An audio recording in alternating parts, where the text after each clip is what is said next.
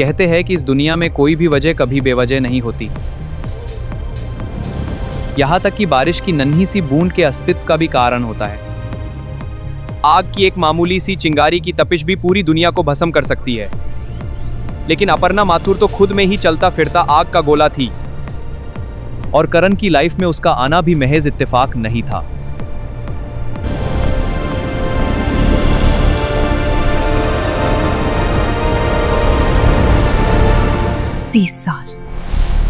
पिछले 30 सालों से मेरी जिंदगी कांटों का बिस्तर बनी हुई थी। अपने मासूम बच्चे की एक आवाज तक सुनना नसीब नहीं हुआ मुझे। हमारी औलाद की जिंदगी का खून किया है तुमने। मेरे प्यार, भरोसे, खुशियां और मेरे साथ किए उन वादों, इन सब के कातिल हो तुम। और मेरे मातम की अर्थी पर तुमने अपनी खुशियों की दुनिया आबाद भी कर ली। लेकिन मैं ऐसा हरगिज नहीं होने दूंगी। ये कभी नहीं होगा। अब ये अपर्णा माथुर तुम्हारी और तुम्हारे बेटे दोनों की तबाही की वजह बनकर ही रहेगी। ये तुम याद रखना। इसका मतलब साफ था कि करण की पहचान के राज का कोई ना कोई सिरा अपर्णा माथुर के सीने में दबा हुआ था। उधर करण की जिंदगी एक बार फिर से उसी पुराने चक्रव्यूह से घिरने लगी।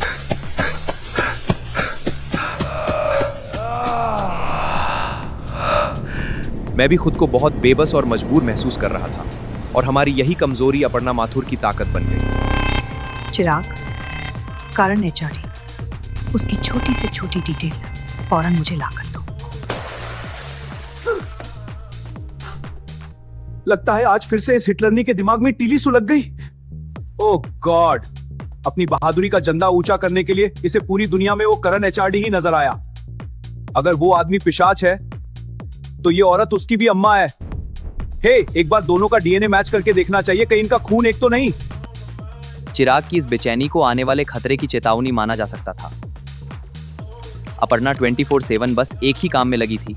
करण को अपने शिकंजे में कसने का कोई मौका वो हाथ से जाने नहीं देना चाहती थी।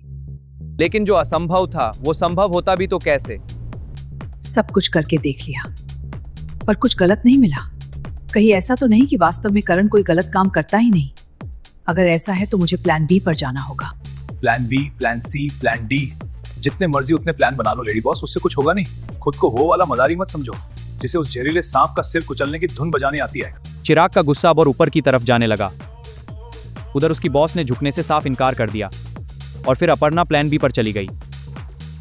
जिद के मामले में वो औरत वाकई में करण की भी अम्मा निकली। अपना टारगेट अचीव करने के लिए उसने दुश्मन के दुश्मन को अपना दोस्त तक बना लिया।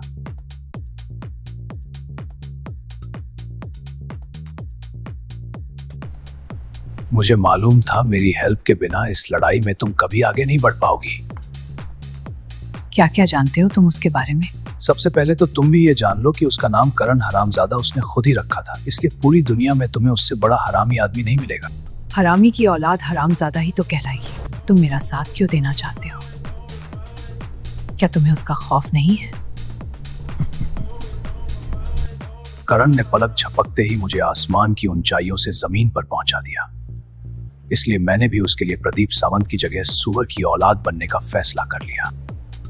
लेकिन अगर कहीं तुम्हारे इस फैसले की खबर करण को लग गई तो? अपने बच बिकलने की सुरंग मैं पहले से ही तैयार करके आया हूँ। तुम्हारी मौत की सुरंग तो अब मैं तैयार करूंगी करण।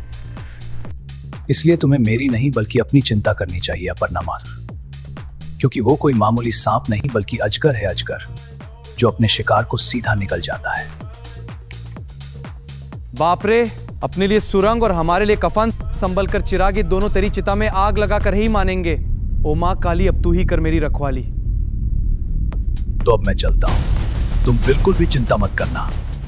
मेरे यहाँ आने से पहले ही मेरे आदमियों ने करण को चोट देने का काम शुरू कर दिया था। लेकिन एक राक्षस के सामने अपनी ही जान की बलि देने से पहले कम से कम एक बार प्रदीप सावंत को खान की आत्मा से बात कर लेनी चाहिए थी। वो क्यों, कब, कहां, किसको और कैसे मारेगा, ये उसके अलावा और कोई नहीं बता सकता। और कुछ नहीं तो एक सेकंड के लिए अपने ही दिल पर हाथ रख लिया होता। तुम जहां बोलोगे मैं साइन करने के लिए रेडी हूं करण।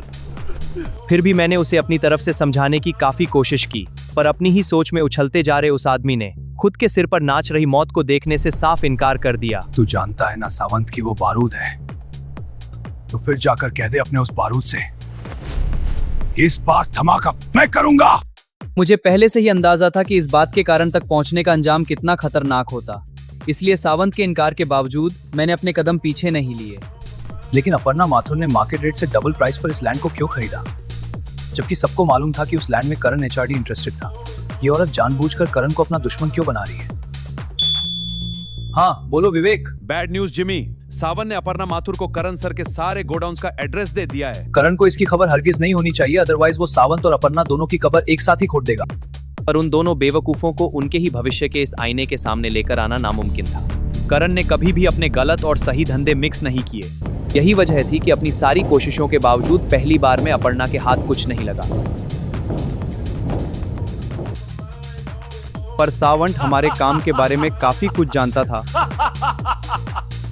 जिसका इस बार अपर्णा ने पूरा फायदा भी उठाया। मुझे करण के तरीकों से डर लगता था, इसलिए इस मामले को मैं खुद से हैंडल करना चाह रहा था, और फिर वही हो गया जो नहीं होना चाहिए था। बॉस प्लीज आप एक बार इसे देख लीजिए। सबसे पहले तो तुम भी ये जान लो कि उसका नाम करण हरामजादा उसने खुद ही रखा था, इसलिए पूरी दुनिया में तुम्हें उससे बड़ा हरामी आदमी नहीं मिलेगा। अपने बच बिकलने की सुरंग मैं पहले से ही तैयार करके आया हूं, इस बार धमाका मैं करूंगा। उस वीडियो में सावंत और अपर्णा की मीटिंग के साथ साथ मेरी और सावंत की मुलाकात की भी पूरी फुटेज थी। धमाकों के तेरे सारे शौक आज मैं एक ही बार में पूरे कर दूंगा प्रदीप सावंत।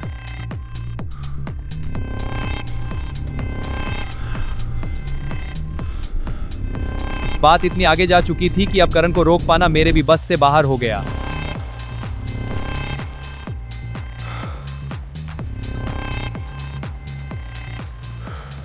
दूसरी तरफ सावंत के कॉन्फिडेंस का हवाई जहाज जितनी तेजी से आसमान में गया, उससे डबल स्पीड से उसकी क्रैश लैंडिंग भी हो गई। हेलो, मैं भी देखना चाहता हूं सावंत की तेरी वो सुरंग तेरे लिए कितनी सुरक्षित साबित होगी। चल आज एक रेस लगाते हैं। अब अगर अगले 5 दिनों में तू अपनी उस सुरंग तक पहुंचने में कामयाब हो गया तो तुझे जिंदगी मिल जाएगी। उसके बाद एग्जैक्ट 6 डे के 12 बजे तेरे घर की कॉल बेल बजने लगेगी, और फिर तुझे क्या करना होगा ये तू पहले से ही जानता है।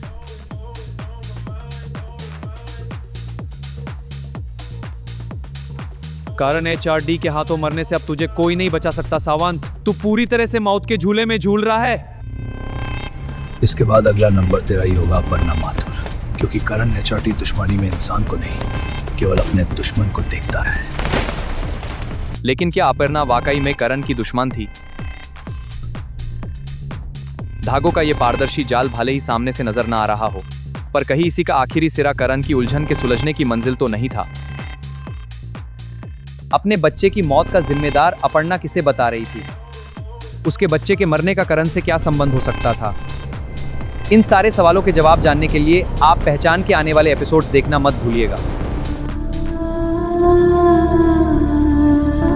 ये तलाश है मेरी पहचान की, ये तलाश